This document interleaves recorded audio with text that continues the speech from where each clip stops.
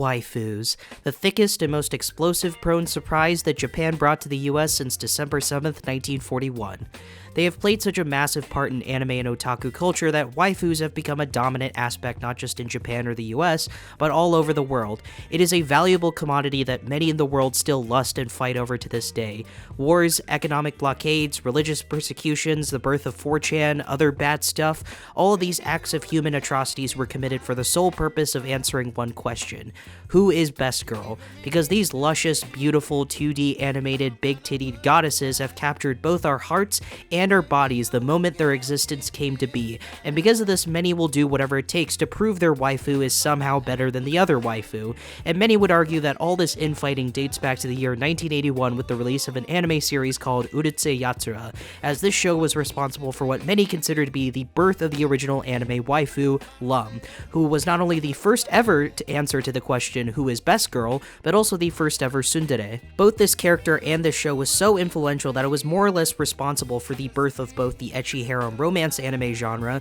and the concept of waifus in general. Now, I'm not going to go too in-depth about the history of waifus since Lex Torius has already made a really great in-depth and well-written video about this very subject matter, and in fact his video is arguably what inspired me to make my own video essay about this subject matter, and on Valentine's Day no less, and so I recommend watching his video. But the question I'm interested in exploring is not how we fell in love with our waifus, but why we fell in love with our waifus. Now, I know this kind of question is easy to mock. I love my waifu because my waifu is so hot and she loves me. And to be fair, the way certain number of weebs have acted and become total cringe when it comes to this topic hasn't really done the anime community much service, and have only reinforced the stigma and stereotypes many people already have against this demographic. But I think when you peel away the bullshit and really dig deep into the question of why we love our waifus, the answer to the question is not only a lot simpler than we realize, but it's not really that different when compared to other fandoms and their obsessions. For example, if you ask me, the way anime fans obsess over their favorite waifu is not really that different compared to the way, say,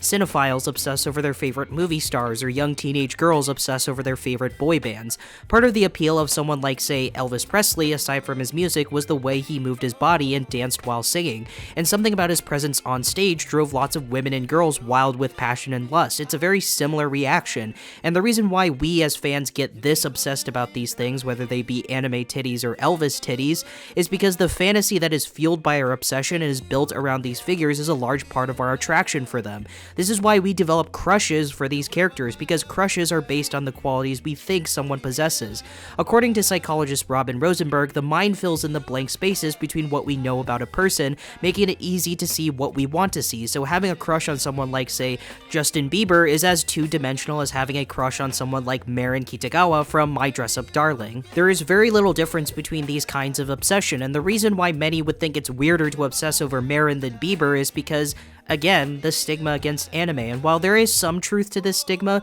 for the most part there's nothing inherently wrong with crushing over anime girls like Rem or Zero Two. While granted, there are definitely some people within the anime industry that take their crushing a bit too seriously, to say the least, for the most part, crushing is a pretty standard way of expressing one's affinity for not just a character, but the show the character is a part of as well. That's the whole reason why the general majority of weebs engage in the waifu wars to begin with, not just for the stupid memes and for shits and giggles, though that in of itself is also really fun, but because it's our way of expressing to the people working on these shows how much we love the characters they created. Us calling a girl like Yor from Spy X Family best girl is our way of expressing how much we love the show and the story they inhabit, and while it may sound like a weird way to showcase a person's love for a series, keep in mind that people do that for every show or movie ever, regardless of whether or not it's an anime. Thirsting over or making memes about characters may be stupid, but it's not only a funny way for a fanbase to showcase their dedication to something, but it's also incredibly creative way as well. Take for example a show like Breaking Bad. This is a show that, despite being a mature, serious character study drama about drugs, crime, and violence,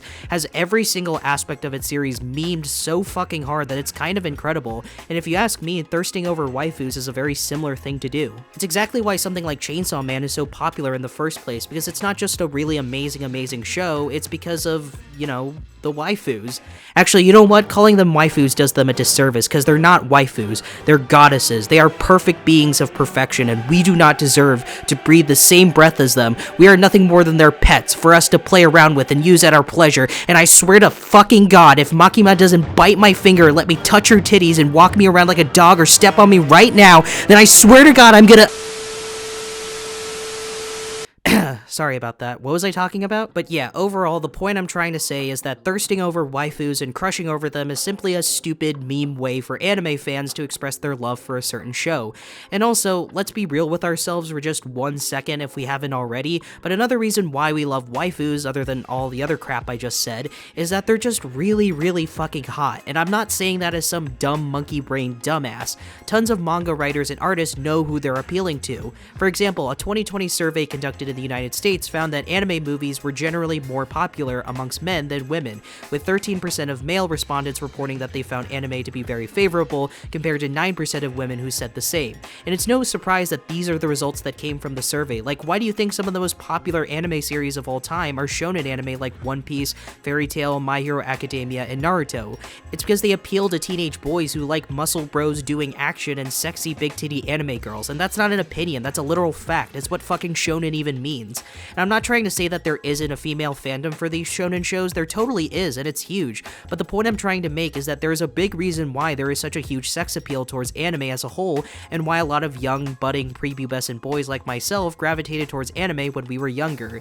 Because of those goddamn waifus. But like many prepubescent boys, I grew up, and while my love for anime has very much moved away from superficial reasons like best girls and anime titties and more towards things I actually value in art, like good animation, writing, directing, an interesting story, and overall characters we want to stick with, I also believe there's nothing wrong with thirsting over anime girls as well. There's nothing wrong with engaging in the waifu wars or tearing some dipshit on Reddit a new asshole because they had the gall to say that Kurumi from Date A Live wasn't an S-tier waifu, because in the end, that's just good, clean, Christian, family-friendly fun. So don't feel bad when your prude, virgin mother tells you that anime is for degenerates and that you'll never get a girlfriend or boyfriend. If you want to slap on an episode or 100 of your favorite ecchi harem romance series with your best friends, then go right ahead. Don't feel bad when the popular girls make fun of you for bringing an anime body pillow to your high school prom, because those 3D girls will never know what it's like to be a real woman. And remember, always remember, as a wise man once said, money can't buy you love, but it can buy you waifus, and if you ask me,